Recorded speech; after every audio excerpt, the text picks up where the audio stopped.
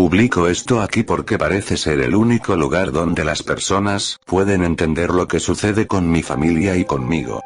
Empezó hace mucho tiempo, y cuando los acontecimientos pasados lleguen al final, las publicaciones serán sobre lo que sucede en el presente. Empiezo por pedir disculpas si esto se extiende demasiado, pero créanlo, no existen palabras suficientes para describir todo lo que sucedió. Cambié los nombres por cuestiones de privacidad de mi familia y de todos los involucrados. Alguien nos persigue.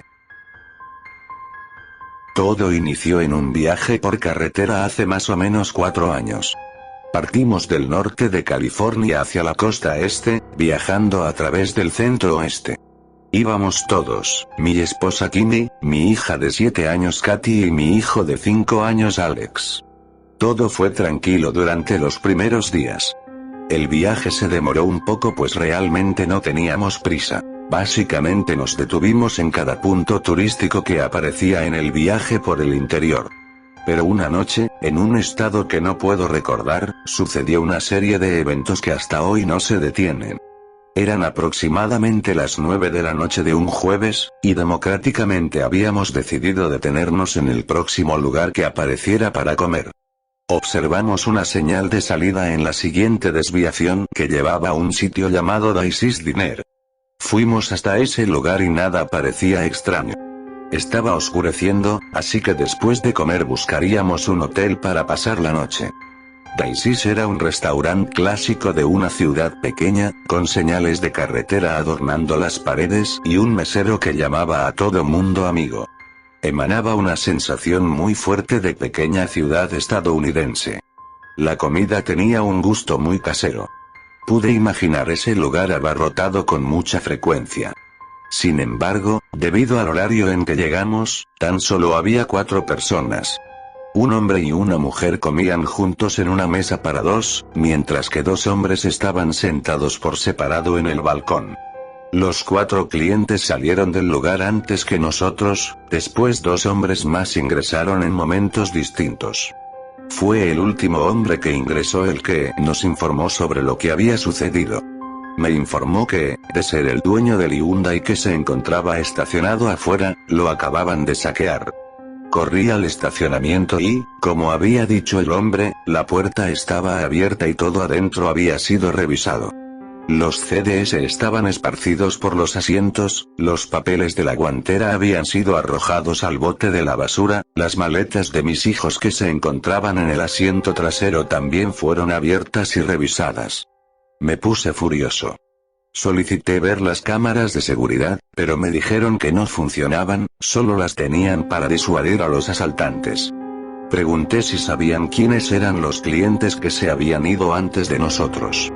El solitario mesero dijo que conocía personalmente a uno de los hombres, me dijo que era una buena persona.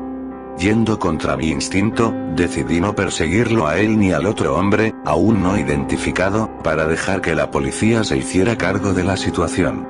Le expliqué a la policía que, según pude notar, nada había sido robado y tampoco habían dañado el carro. El mesero me dio el nombre del sujeto que conocía, y la policía también sabía de quién se trataba. No por estar fichado, sino por ser un miembro muy activo de la iglesia local, era una persona querida en toda la comunidad. Pero había otro hombre, y todo lo que había visto de él era su espalda. En general, no se levantó una denuncia formal por el robo, solamente un boletín y un aviso para que la policía se mantuviera alerta. Supuse que el sujeto en el restaurante había visto nuestro automóvil lleno de cosas, y como estaba fuera de nuestra vista, tomó la oportunidad. Nos condujeron a un hotel en la misma ciudad que se encontraba el restaurante. Dado que era cerca de la medianoche y mi esposa quería descansar, decidimos que estábamos lo suficientemente seguros para pasar la noche allí.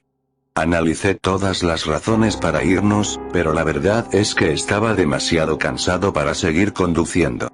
Sin embargo, cuando llegamos al hotel nos dimos cuenta que parecía directamente sacado de una película de terror. Al cartel le faltaban letras, y solo había 2 automóviles en un estacionamiento sucio. Dicho esto, el área se encontraba bien iluminada y ofrecía abrigo y unas horas de sueño. El sujeto que nos atendió en la recepción tenía un aura un poco extraña, pero la caminata hasta la habitación fue tranquila. De hecho, hasta la mañana siguiente creí que la noche había pasado tranquila. Cuando nos preparamos para ir a dormir, revisé 3 veces todas las cerraduras, las 2 puertas que daban al pasillo y la puerta que daba a la habitación contigua. No era una situación ideal, pero la única habitación que tenía 2 camas matrimoniales estaba conectada con otra. El recepcionista nos informó que la única otra persona hospedada se encontraba en una habitación al otro lado del hotel, e incluso nos mostró que el cuarto adyacente se encontraba vacío. Todos dormimos bien, e incluso más de lo que habíamos planeado. Desperté y abrí las cortinas para observar nuestro automóvil, que había estacionado justo frente a la habitación. Todo estaba normal, al menos por el exterior. Había un pequeño trozo de papel colocado en el suelo justo frente a la puerta. Creyendo que era un recibo por la estadía, lo ignoré y me fui a preparar para ese día de viaje. Después del baño me recosté en la cama para ver un poco la televisión, dado que mi esposa demoraba 4 veces más que yo para prepararse. Fue entonces que decidí echarle un vistazo al recibo. Tomé el papel que estaba doblado y lo abrí. Mi corazón casi se sale del pecho cuando descubrí que en realidad era un dibujo que antes estaba en la mochila de mi hija, pero con un pequeño cambio. Un retrato de nuestra familia, pero el ladrón había dibujado una versión grosera de él mismo, con las palabras "es bueno verte". Los dibujos adicionales habían sido hechos con crayolas, como el original, pero no había nada en el hombre dibujado que me recordara a alguien. Todo lo que sabía era que quien fuera que haya robado nuestro auto, nos había seguido hasta el hotel para poner el dibujo dentro de la habitación. O por lo menos era lo que creía. Mi hijo, como el niño observador y curioso que era, estaba jugando con sus carritos en el suelo cerca de la puerta cuando me preguntó qué era aquel pedazo de caucho que se encontraba en la parte inferior de la puerta. Entonces le expliqué que era para evitar que cosas como la nieve y las hojas entraran a la habitación, que también mantenía el ambiente frío en verano y cálido en invierno. Fue cuando me di cuenta que el trozo de caucho hubiera impedido que un papel pasara por la puerta. Esa revelación me llegó como un golpe. Quien fuera que haya colocado ese dibujo ahí, había entrado a la habitación. Revisé las cerraduras de la habitación adyacente y una había sido abierta. Procurando no asustar a mi esposa, hice que saliéramos lo más rápido posible, usando como pretexto que habíamos dormido demasiado y que quería recorrer un buen tramo ese día. Pensé en hablar con el encargado, pero por la mañana una joven lo había sustituido, y no pretendía quedarme un segundo más a esperarlo. Fuimos hasta la carretera sin interrupciones y continuamos con nuestro viaje. Mi esposa preguntó si sucedía algo malo, y me limité a decirle que seguía cansado. Seguimos el resto de nuestro viaje sin que sucediera nada extraño. Además de los incidentes en Daisy's Diner y en Hotel Galleria, nuestro viaje fue muy divertido. Nuestros pasatiempos fueron una perfecta distracción para aquella sensación de pesadez en mi estómago. Procuré buscar una ruta diferente mientras volvíamos a casa, para no tener que pasar por aquella ciudad donde todo sucedió. 3 semanas después finalmente regresamos a casa. Toda la correspondencia estaba amontonada en la entrada, así que la tomé toda mientras entraba a la casa por primera vez en un mes. Mientras caminaba, revisé las cartas y fue ahí donde todo volvió a empezar. Más o menos a la mitad de la pila había una carta sin remitente. La abrí y encontré una nota escrita a mano en un papel doblado por el medio. La niña dibuja muy bien.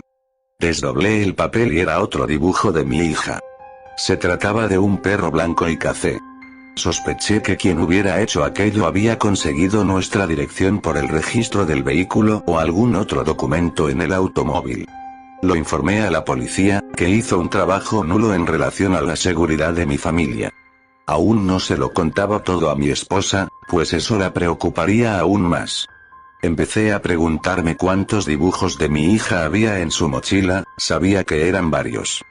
Después comentaré más sobre eso. Todo sucedió perfectamente normal en el transcurso de una semana, hasta que un día regresamos a casa tras una tarde en familia en el parque. Entramos y los niños corrieron a ver la televisión. Mi esposa se dirigió a la cocina para preparar un bocadillo para los dos. Yo fui al baño. Cuando salí, mi esposa se encontraba en la puerta corrediza que daba al patio. Fue ahí que lo escuché. Ladridos. La mente se me nubló, y me rehusaba a creerlo, no podía ser verdad.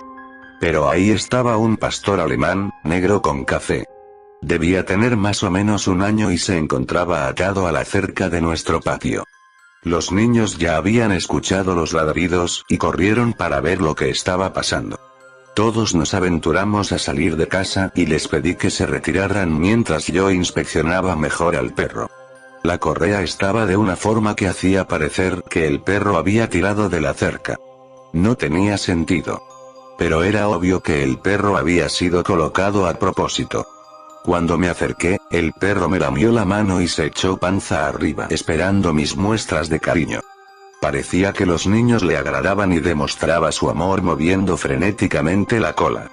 Mi esposa, con su corazón de pollo, me dijo que nos quedáramos con el perro.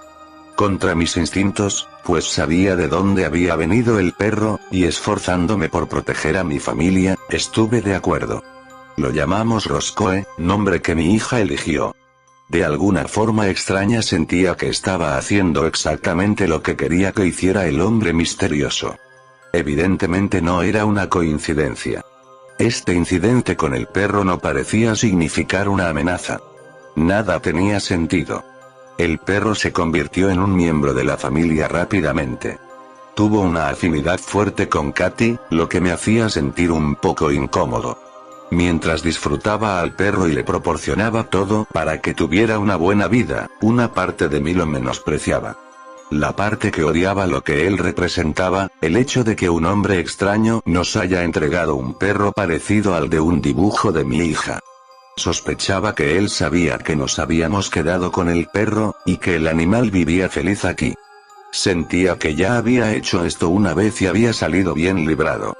Pero no había forma de que tuviera total certeza. Ya había llamado a la policía y me habían dicho que no tenía nada de qué preocuparme.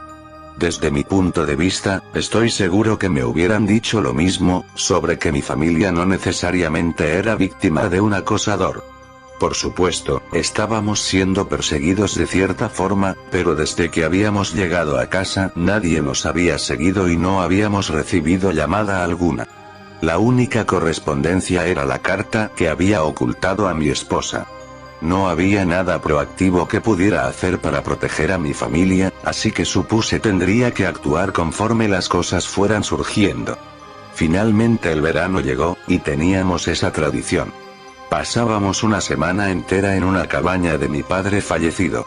La idea de cancelarla ese año pasó por mi mente, pero decidí no hacerlo pues no había acontecido nada desde que recibimos a Roscoe como regalo. Así que pusimos las maletas en el carro e hicimos el viaje de 4 horas a la cabaña que se situaba en una ciudad llamada Long Lake.